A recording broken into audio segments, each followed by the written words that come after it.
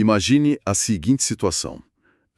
Para evitar uma catástrofe global, a decisão final não dependesse de apertar um botão vermelho num bunker, sabe? Mas sim de um ato pessoal, imediato e terrivelmente doloroso.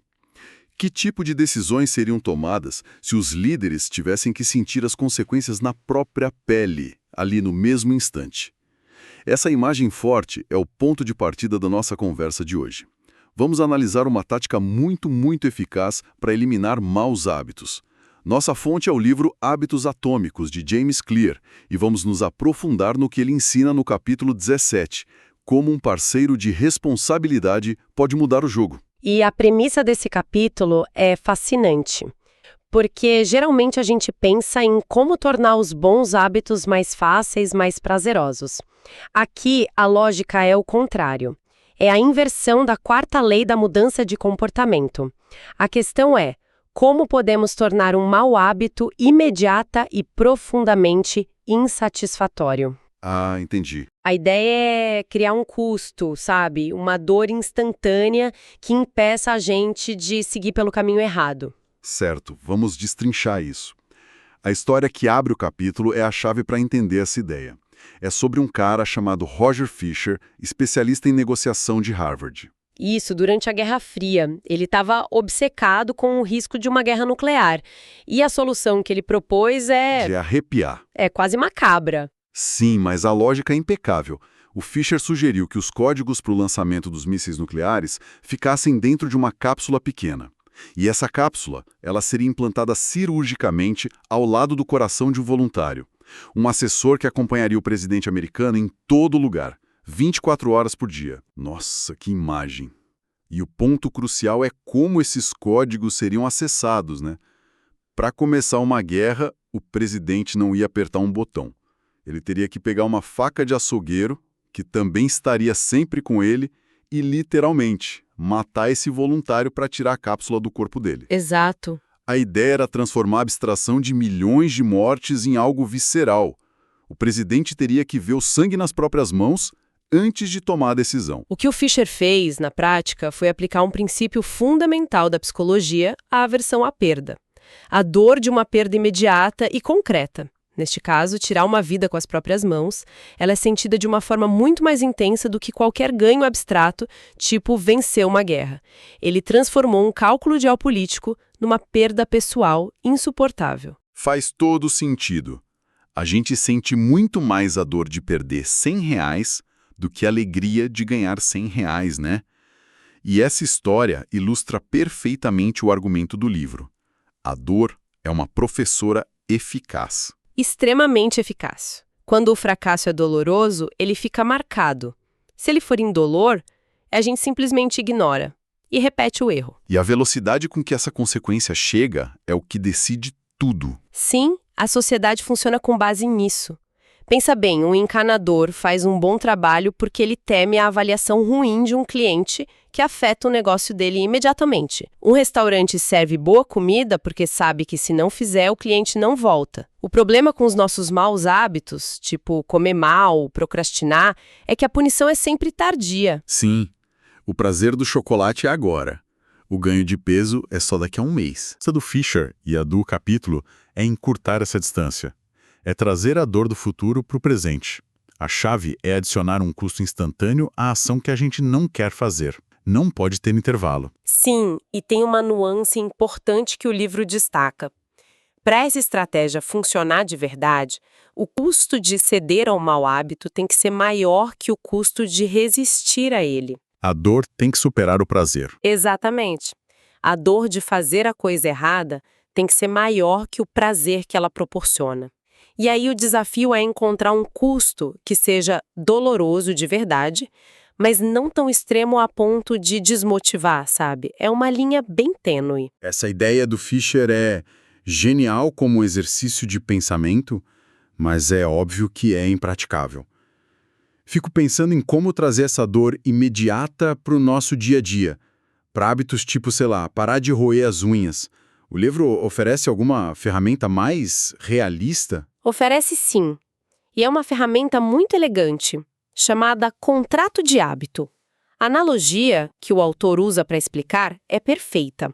Ele compara com leis do governo. Ah, interessante. Pensa na lei do cinto de segurança. Nos Estados Unidos, quando a primeira lei foi aprovada em 1984, só 14% das pessoas usavam cinto. Era um comportamento super raro. E hoje é algo que a gente faz sem nem pensar, né? Virou um reflexo para a maioria das pessoas. Exato. A lei criou um contrato social. A sociedade concordou em seguir uma regra e estabeleceu uma punição imediata e clara para quem não seguisse, uma multa. O medo da multa, que é uma dor financeira, um incômodo, foi suficiente para mudar o comportamento de milhões. Hoje, mais de 88% dos americanos usam cinto. E o contrato de hábito? Ele aplica essa mesma lógica, mas numa escala pessoal. Então é basicamente um acordo que eu faço comigo mesmo? É mais do que isso. É um acordo verbal ou de preferência escrito. Ele estabelece seu compromisso com o hábito e, o mais importante, a punição que você vai sofrer se falhar. Certo. E para dar força a esse contrato, o livro diz que você precisa de 1 ou 2 pessoas para serem seus parceiros de responsabilidade. E elas assinam o contrato com você. Ah, entendi. Para tirar o acordo do campo das ideias e tornar a coisa um compromisso público. A pressão social é o ingrediente secreto, então. Exatamente. O livro dá algum exemplo concreto de como isso funciona na prática? Sim, e é um exemplo fantástico. Conta a história de Brian Harris, um empresário que queria perder peso depois que o filho nasceu. Ele levou essa ideia do contrato ao pé da letra. Ele fez um documento mesmo? Um documento formal, entre ele, a esposa e o personal trainer dele. E o que dizia o contrato? Imagino que a especificidade seja fundamental para isso funcionar, né? Um contrato vago tipo, vou comer melhor não ia dar em nada. Precisamente. O contrato dele era incrivelmente específico. Para o primeiro trimestre, as metas eram registrar tudo, absolutamente tudo que ele comia todos os dias e seguir a dieta planejada. E as consequências? Também eram cristalinas? Também eram cristalinas. Se ele falhasse em registrar a comida por um único dia, teria que pagar $200 para o treinador. Uau! E tinha outra cláusula curiosa. Ele criou um código de vestimenta para si mesmo, para melhorar a disciplina geral. Se falhasse nisso, teria que ir trabalhar de terno e gravata todos os dias pelo resto da semana. O próprio Harris diz que o ato de imprimir o papel e pegar as assinaturas foi o que tornou o compromisso real na mente dele. É uma pressão e tanto. E a história dele continua, né? Parece que ele gostou da estratégia. Ele não só gostou, como dobrou a aposta. Depois de atingir as metas, ele criou um novo contrato para o trimestre seguinte, com consequências ainda mais severas. E mais importante, mais pessoais. Ah, é? A multa por falhar na dieta subiu para $100, pagos ao treinador. Mas a novidade foi, se ele não se pesasse todos os dias, teria que dar $500 para a esposa, para ela gastar como quisesse. Isso é genial, porque a dor não é só financeira, né?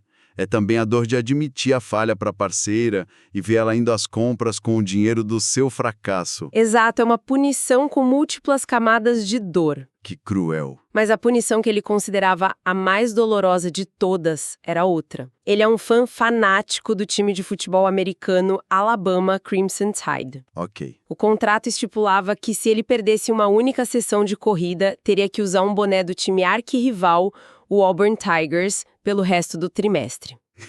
Isso é genial e cruel ao mesmo tempo. Para um fanático por futebol aqui no Brasil, isso seria o equivalente a um flamenguista ter que usar a camisa do Vasco por um mês. Exatamente. Seria uma humilhação pública pior do que pagar qualquer multa. A dor social e de identidade é muito mais forte. E aí está o ponto-chave. A dor não precisa ser física ou financeira. Uma dor que ataca a sua identidade, a sua imagem perante os outros, pode ser um motivador muito, mas muito mais poderoso. E funcionou com ele, né? Funcionou. Ele atingiu o objetivo de perda de peso.